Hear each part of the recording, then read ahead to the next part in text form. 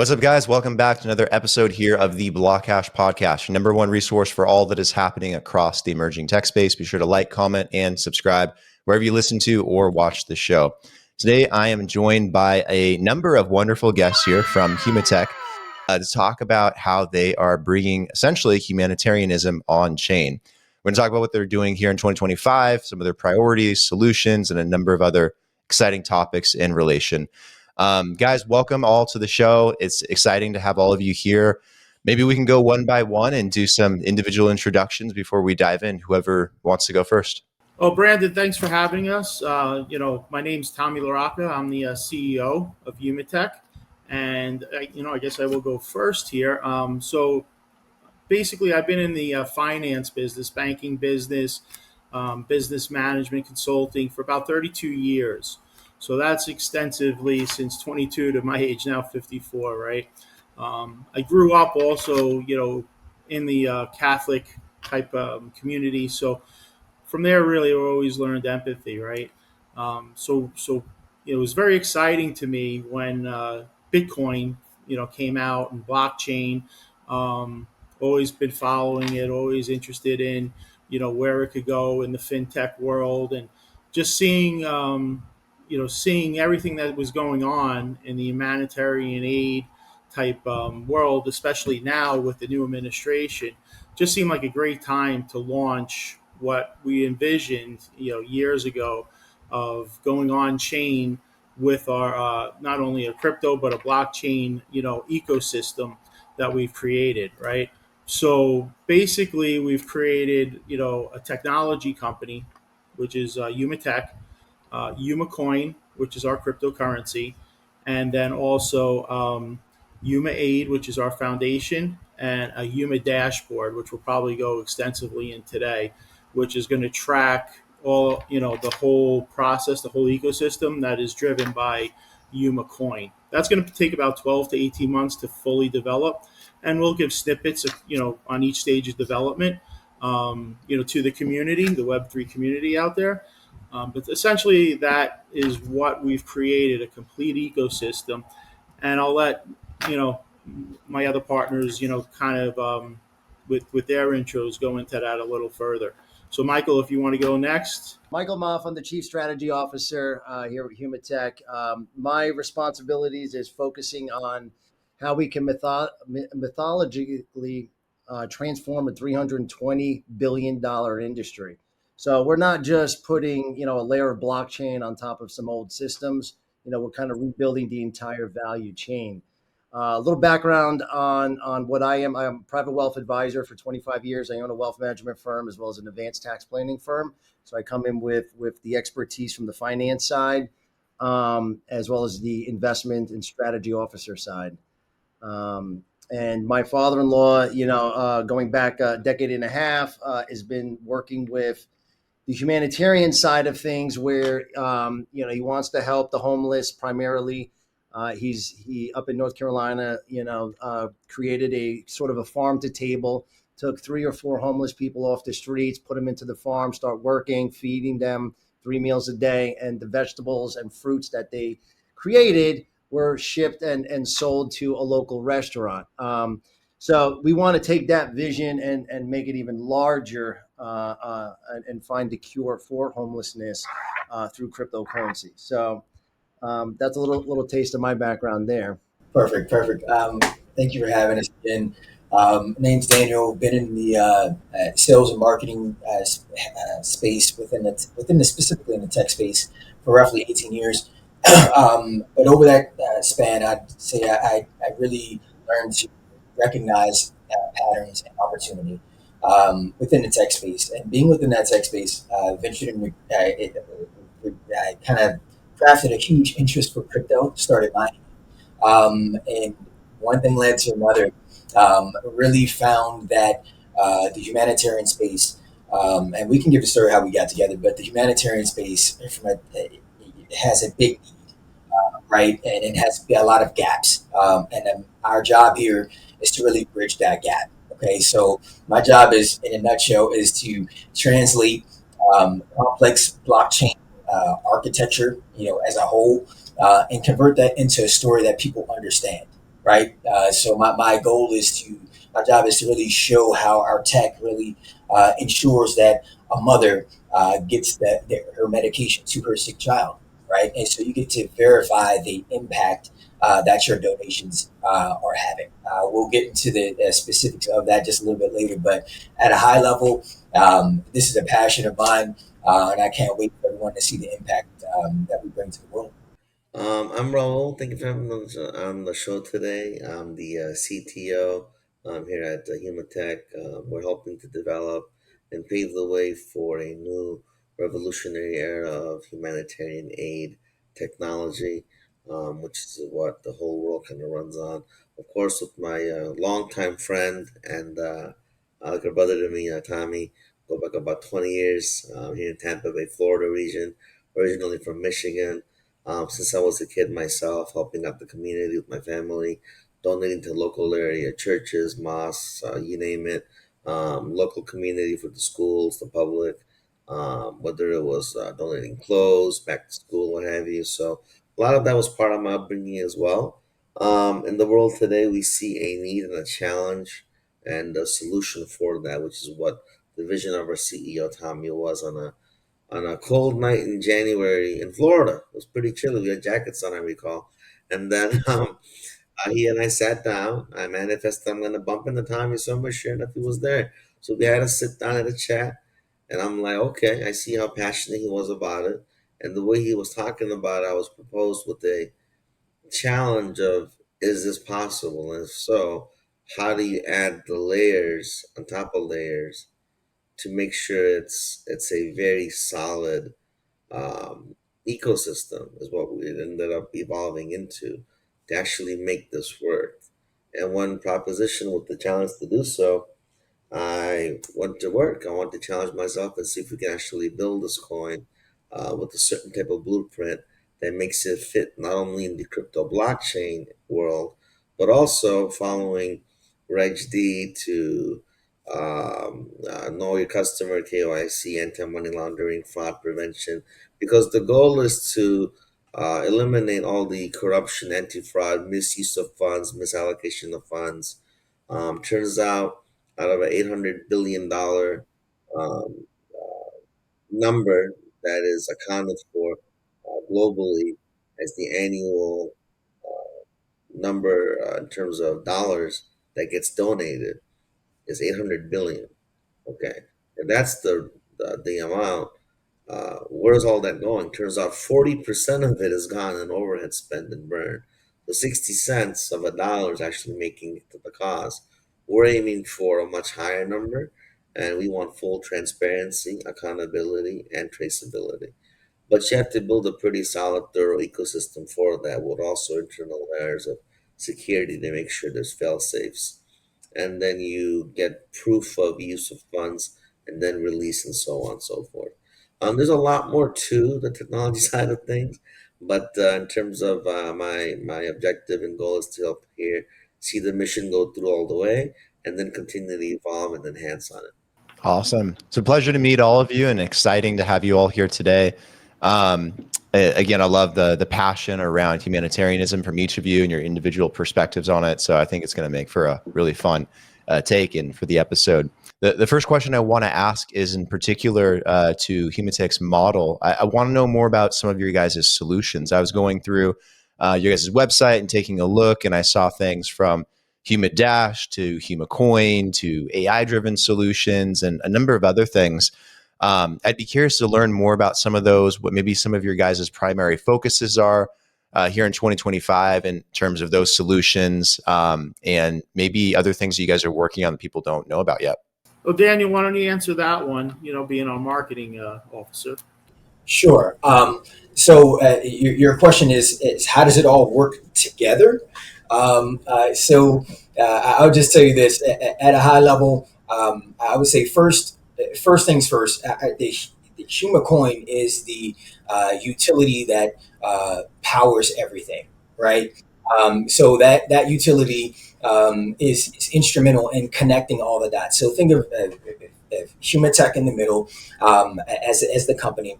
HumaCoin is the central piece, giving that transparency through the blockchain. Okay, so HumaCoin is the coin.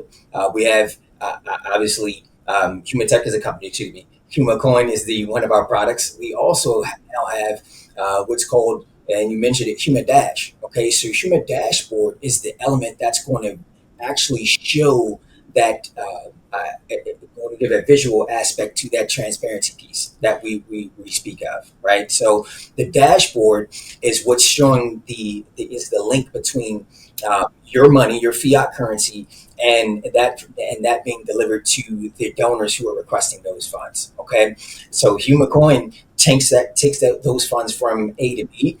That dashboard gives that visual piece, so you can verify where those see those funds in real time, where they've been applied. Okay, so think of GoFundMe on steroids with a dashboard that you're able to, that's immutable and linked to the blockchain itself to prove where those funds are going from A to B. Okay, so we have HumaDash, we have HumaCoin, which is the really kind of central piece holding really the glue holding this all together. Okay, at a high level. All right, so HumaDash, HumaCoin, HumaClub is the essentially holding our donor recipients accountable. So the entity that's requesting those funds, they're being held accountable to the general public, right? So the people that are actually donating the money can have from a boots on ground perspective, can have communication with the person that they're donating to. Okay, and that's done through it's a social aspect. Okay, I don't want to go too much into the details of it, but you will have that live interaction to be able to prove whether it's building a school for kids in Uganda, or for donating to your local church or local mosque for that's expansion, right? It can be used for a myriad of things, or NGOs. It can go, the use cases are really endless to anyone that needs those funds to be applied for any cause that they want them to be applied for. Okay, so at a high level, we're getting into the ecosystem again. I just mentioned the HumaClub is really a piece where they're going to be able to communicate with those from the donors and the entities that are receiving those funds. Going to have that direct correlation, so the donors feel confident that, okay, I can see on my dashboard where those funds are going. I have communication with that entity, right, that's received the funds, and now I can prove the progress and see where that money is being applied. Last piece is our 501c3, that's called HumaAid, and that is where we've allocated roughly 400 million of our HumaCoin, and I'll let Tommy speak on this as well. But just on a high level, it's already built in.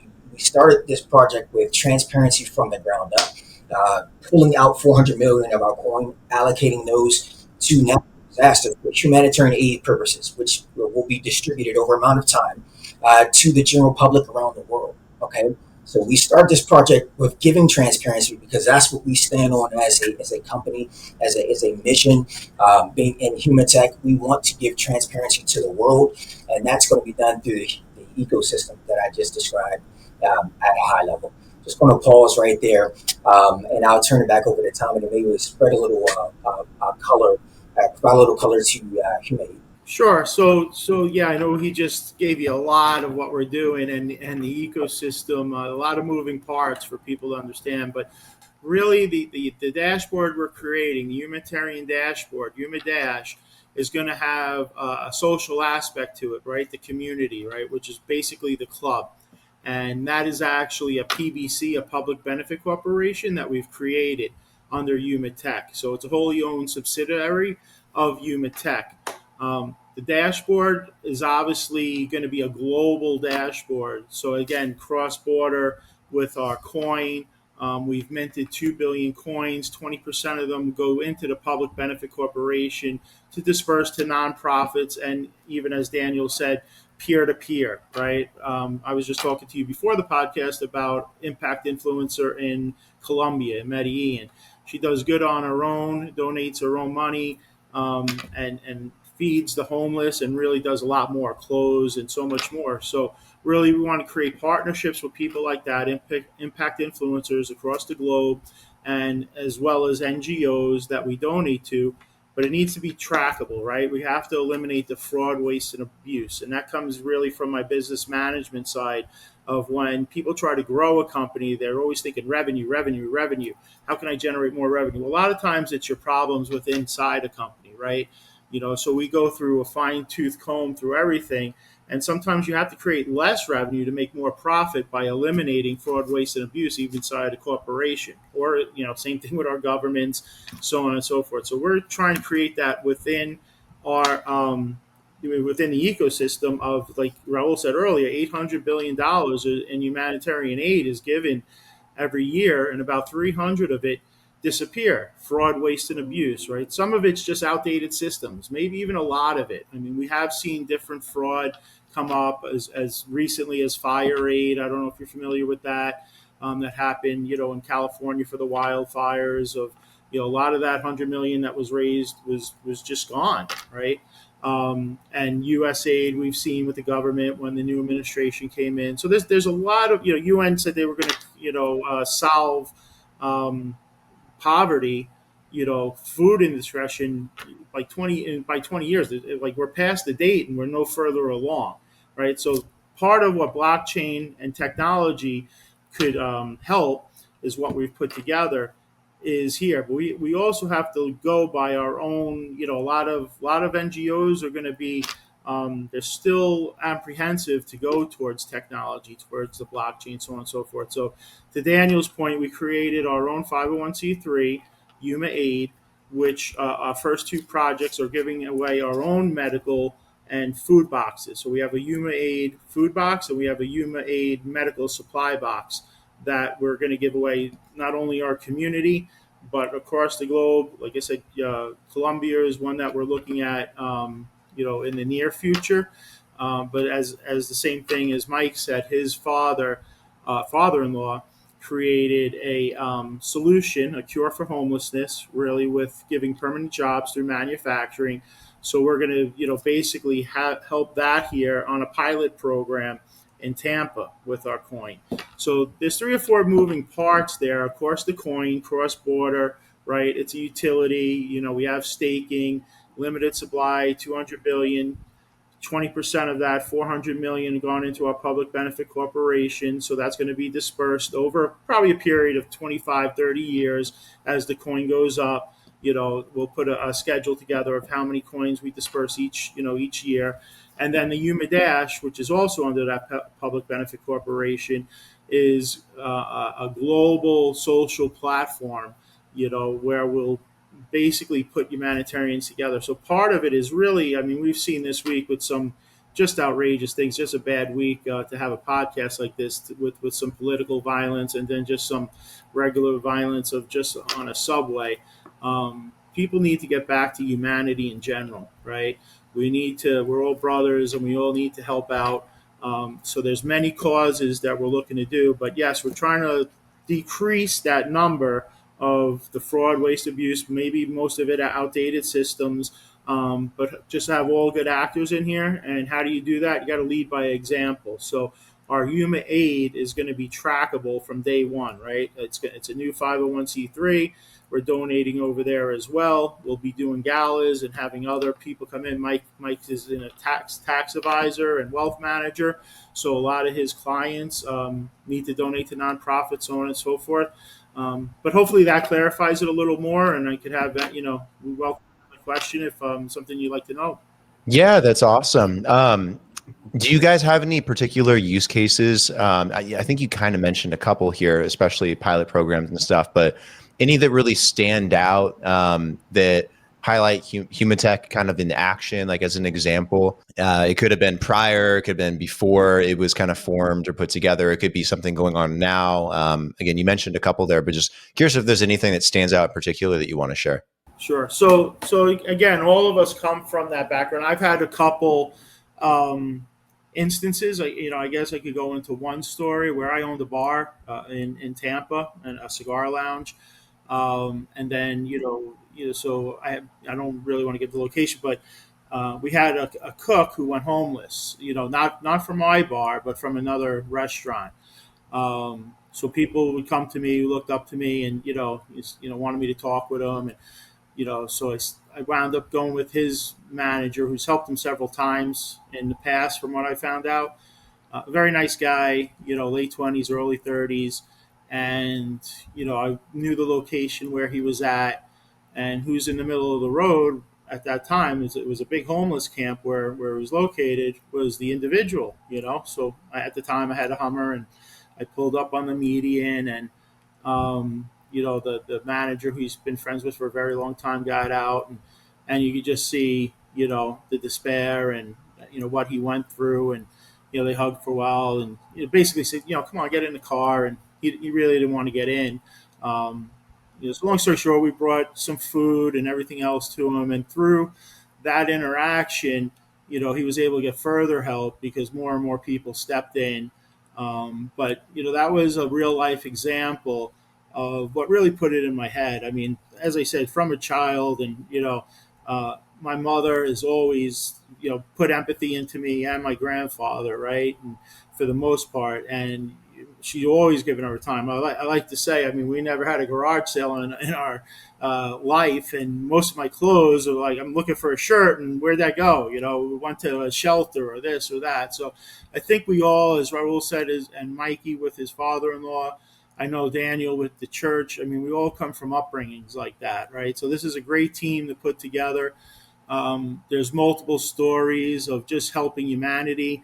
It's not always just the giving. It's, I put on my Facebook post yesterday with, just the outrageousness of what happened with that young girl, Arena, on the train. And, we leaving my house from a girl I was dating, and I saw a kid get hit by we both saw a kid get hit by a car, and he was in the middle of the road. And people were just like going past him, not even with a thought. He could have got killed by just another car passing him. So I pulled my car to block all the cars, so nobody could go past it. And it was amazed that people were mad that they couldn't go past, but you have to jump into action in life, right? For humanity, for those things. So, there's many different stories. I'm sure we all have it. I love talking over a cigar sometimes. As guys, a lot of times we don't talk about what we do. And I find out a lot of different things of who took it upon themselves to cook for the homeless or this or that. I've always seen it through my mother. She's always in the paper, the local paper where she lives, that of what her and her girlfriends do. And they're always helping kids or domestic violence. So they've been agnostic to what they help. And that's kind of the same theme of what we are with HumaAid and a HumaClub. It's really, we're not agnostic. It's not just homelessness. It's not just domestic violence. It's for the good nonprofits that we're going to partner with, but they do need to show the track record and get on blockchain so it's immutable, right? So that's what we want to eliminate, that fraud, waste, and abuse, and just help them, right? It's, when I started in the mortgage industry, and then I could get really passionate about this, but, we used to have to handwrite, type applications and this and that, and go to a credit machine, and then, it would disappear. So you'd have to go to the copier and make, like, now everything's technology. So if you start now in the mortgage banking business, you would not believe what you used to have to do on a file so long ago. And then all the different technologies that could put fraud and compliance into place. So that's what we're trying to transform here, but really make it a big global social media, platform where everybody can come together on humanity. So it's a lot deeper than just eliminating fraud, waste, and abuse, and adding more with crypto, because with 400 million, if it could go to $1, that's 400 million. If it go to $3, that's 1.2 billion that we could put into that space. So I'll finish there, and then I can let Mikey talk, or you get another question. Yeah, no, I think those stories are amazing, and it's great to share those with people too, because I think it also helps inspire people to do something and be a part of that kind of change as well, knowing that other people similar to them are doing that already. So I appreciate the stories and stuff. And I imagine doing this on chain, doing this at an international level as well. There's a lot of challenges that come with that. I'm sure, especially from a compliance side as well. And I'm just kind of curious, maybe how you guys have worked to navigate those waters so that you can make this possible. No, absolutely. Very good question. So, kind of a loaded one because there's a lot going on here. We're not just here as just a cryptocurrency coin to be traded on the market. We're actually making a global humanitarian impact across borders of all different regions of the world, right? There may be some blacklisted countries we may want to not go into, but generally speaking, when there's a war, a natural disaster, a hurricane in Florida, or like say children under rubble in the Gaza Strip in Palestine, other kids, even if it was in Israel, wherever, right? We're not about geopolitics. We're about universal humanity. So our technology that runs on the rails as a utility to help people in disaster recovery zones or relief or aid has to be within compliance, has to be within regulation. And we have to be mindful of what we can or can't do. So that's definitely something we've been digging a little more into, getting a lot of awareness on. To one, protect our ecosystem, our coin. Two, the public optics and internal boundaries of where we should or should not go. But we also want to be compassionate towards everyone in need. It's a matter of how and when. Reg D compliance, already there.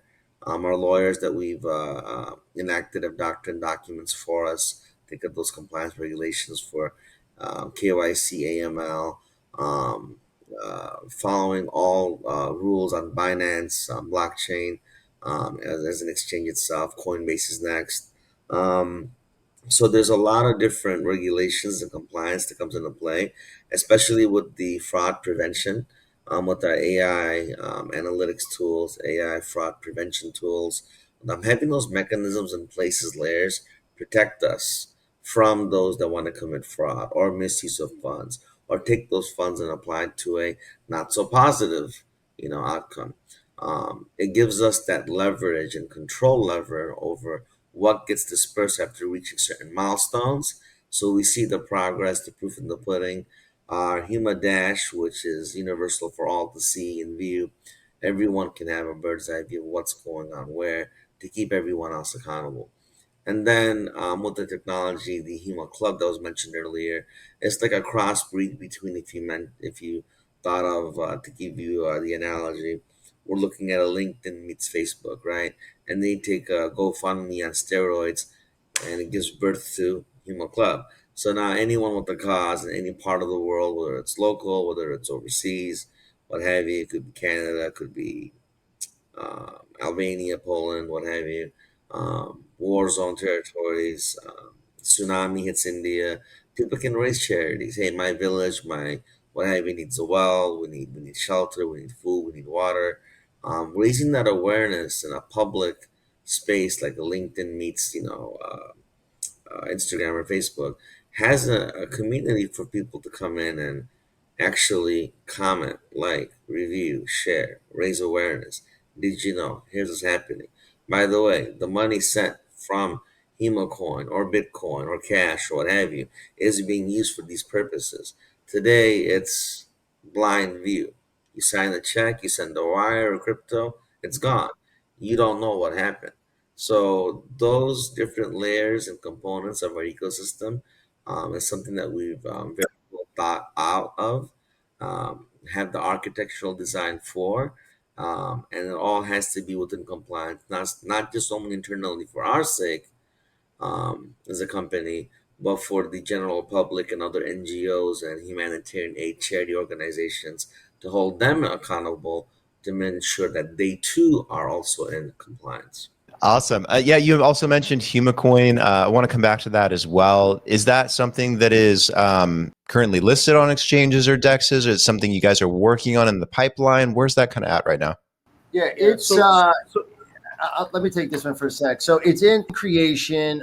It'll be launched and created, I think, in just a couple of short weeks. We're going to go live next month as an ICO on Binance. But it's going to be the first, maybe not first, but it's going to be the most impactful coin that you're going to have that's dual-sided. So let me explain that. One side is the humanitarian side, which is truly important creating a vision of impact on the humanitarian side. The other side is the wealth impact, right? So as that coin goes up in value, whether you have empathy, some humanitarian existence in your soul, right? By you buying into HumaCoin, right, you're contributing to two places. One, you're contributing to aid directly or indirectly, right, and as well as your wealth increasing as the coin goes up in value. So, but Binance, I believe, is the first exchange we're coming on, and then once we go live with ICO and Binance next month, then we'll apply for Coinbase 60 days later, and then we'll be on Coinbase. Those are probably the two exchanges we're looking at, primarily getting access to over 400 million active crypto traders. We may go on other exchanges. That's to be determined in the future, but yeah, it's got meaning, purpose behind it. Where you look at all these other coins, however many they are, maybe other than XRP, there's really no meaning, purpose behind it. Bitcoin, Litecoin, Ethereum, go down the list of the meme coins, Trump coins. There's no purpose behind them, right? There's no meaning behind it. So it's basically gambling 101, where our coin is going to make an impact in two different sides. I'll leave that with there.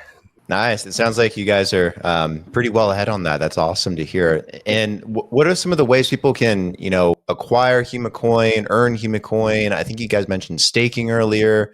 I'm sure people would be interested in different ways that they can get some early on. All of the above, as you mentioned there.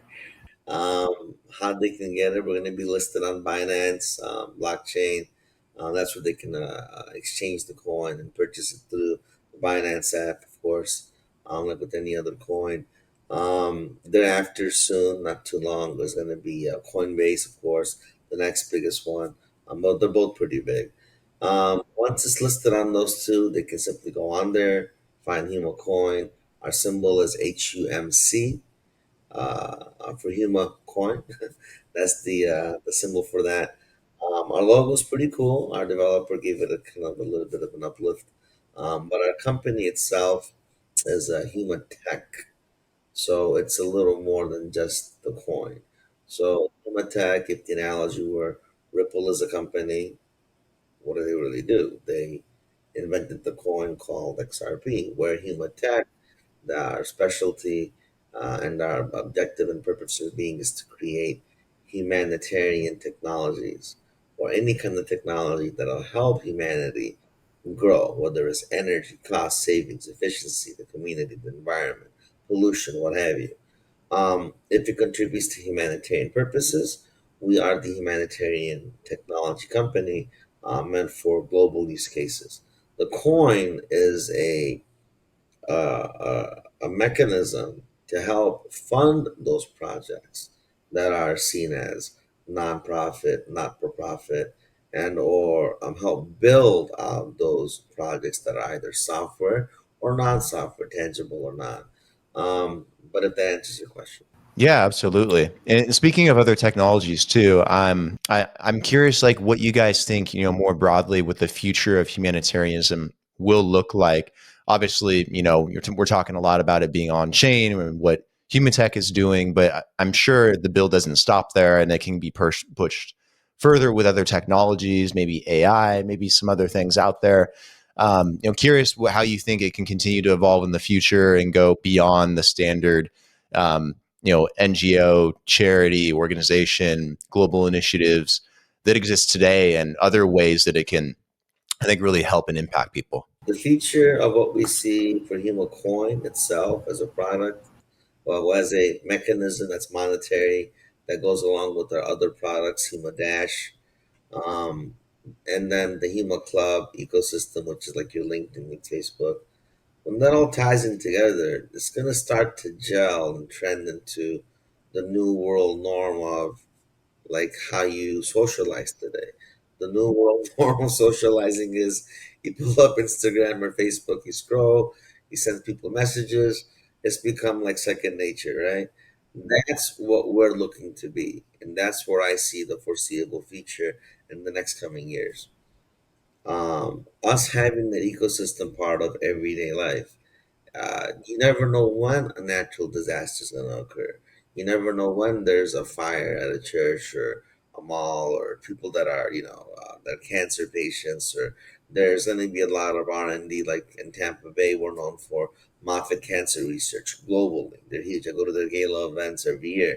People donate, millions to it.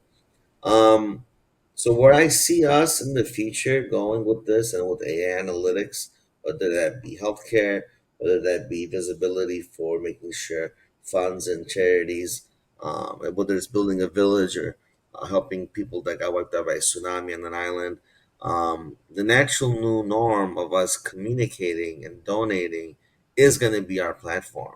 Whether it's through Red Cross, whether it's through FEMA, whether it's through USAID or whomever, the natural new world norm for donating, whether it's cash, auctions, cryptocurrency, it's all going to go through us because we're going to be the ultimate solid uh, infrastructure with an ecosystem all well rounded globally for people to advance and help one another.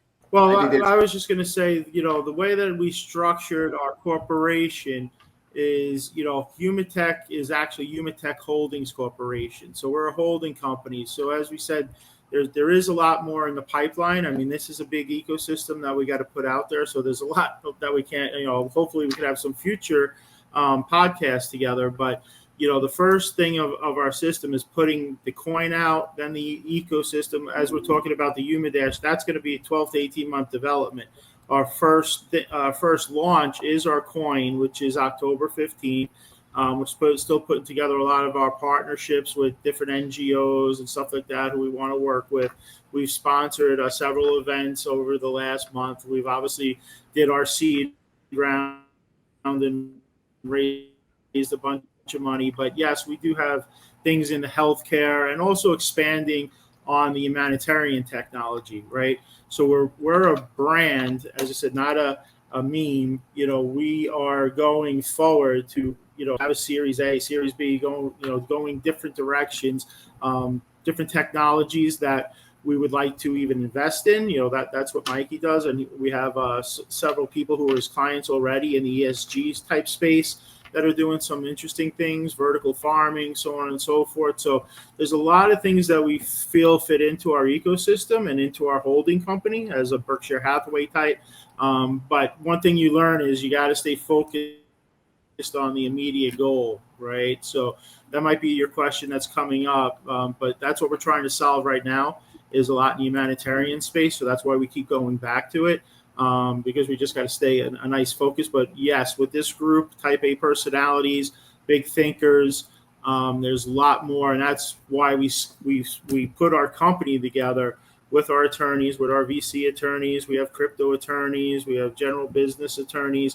So we put it together where we're a holding company. The HumaClub is a wholly owned subsidiary which owns HumaDash and has 400 million coins that donated to it, or in that corporation.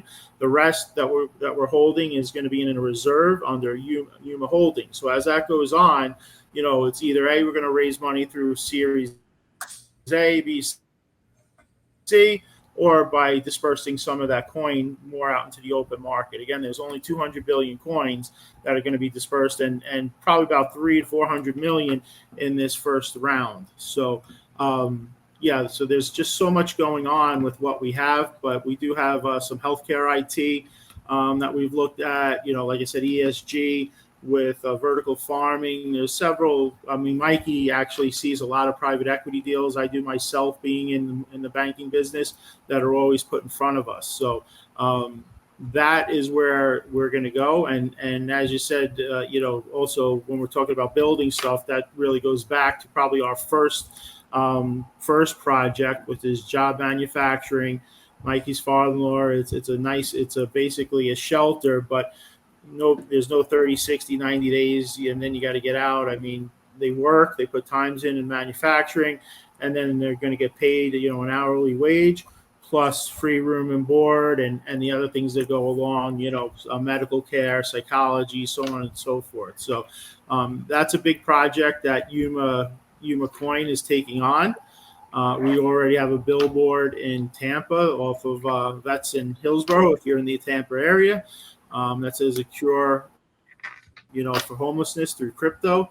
And it has our coin up, and that's something that we're actively looking to do as our first project, and then take that project and others more globally. So everything we're talking about is still in development, because the HumaDash is going to be 12 to 18 months out.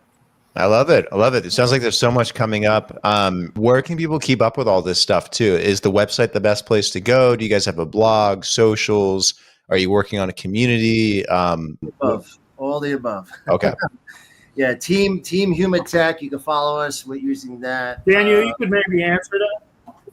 Yep, Team Humatech on X, LinkedIn, Instagram, Facebook.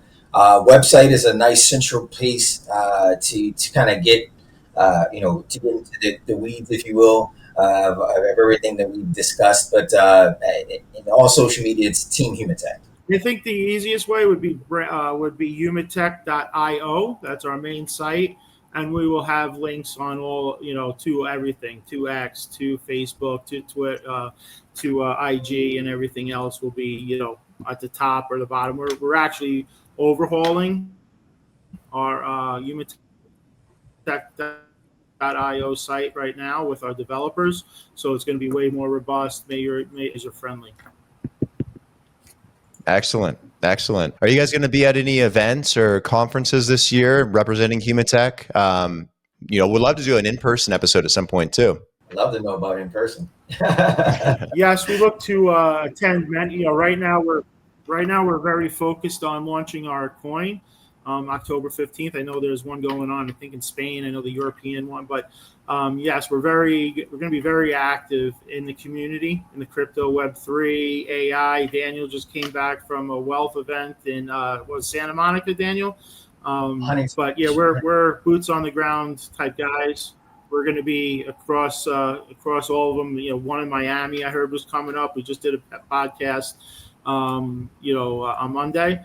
And he was saying one was coming up early part of next year, Miami. The Bitcoin events we might even go to. But yeah, we're going to be because Humatech is not only it's blockchain, AI, and SaaS. So Web3, we're very interested in seeing what's out there and how we could fit in. Mm-hmm. Yeah, let me know what your guys' timeline kind of looks like and what's kind of coming up for you guys in terms of like in-person ordeals. Would love to meet up with you guys, either one of you or all of you at some point. I know a lot's coming out over the fall for Humatech, so keep me up to date and would love to do a follow-up episode as well and keep track of everything that's going on for you guys, new use cases, solutions, things going on, big announcements. Definitely keep me posted on all of that. Tommy, Raul, Daniel, Michael, appreciate all of you today. It's been fantastic. And yeah, looking forward to doing this again. Thank you, Brandon. Yes, nice meeting you, Brandon. Thank you for having us. Pleasure's all mine. We'll talk to you. I'll talk to all of you guys soon, and we'll do another episode, 100%. All right, thank you. Have a great weekend. Pleasure. Yeah.